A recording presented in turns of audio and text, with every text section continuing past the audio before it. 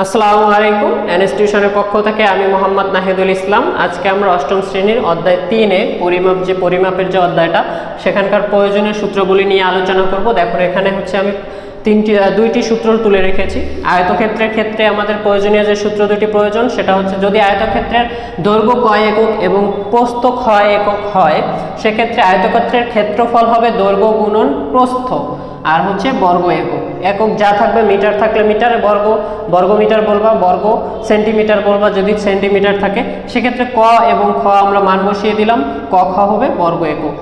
আয়তক্ষেত্রে যদি পরিসীমার ক্ষেত্রে বলো, দেখো পরিসীমা হচ্ছে 2 গুণ দৈর্ঘ্য যোগ প্রস্থ একক।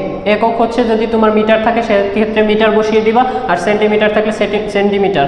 তো দেখো আমাদের মান যদি বসিয়ে দিই, এখানে যদি কথা অনুসারে ক এবং খ হয়, সেক্ষেত্রে ক প্লাস খ একক, তাহলে 2 গুণ ক প্লাস খ একক। এখানে ক এর মান এবং খ এর মান যে কোনো মান হতে পারে, সেটা তোমাদের অঙ্কে দেয়া থাকবে, সেটা দিয়ে তোমরা করে ফেলবে। তো আয়তক্ষেত্রের জন্য এই দুইটি প্রয়োজনীয় সূত্র যদি আমরা শিখে যাই, সেক্ষেত্রে আয়তক্ষেত্রের অঙ্কগুলোতে আমাদের সমস্যা হবে না।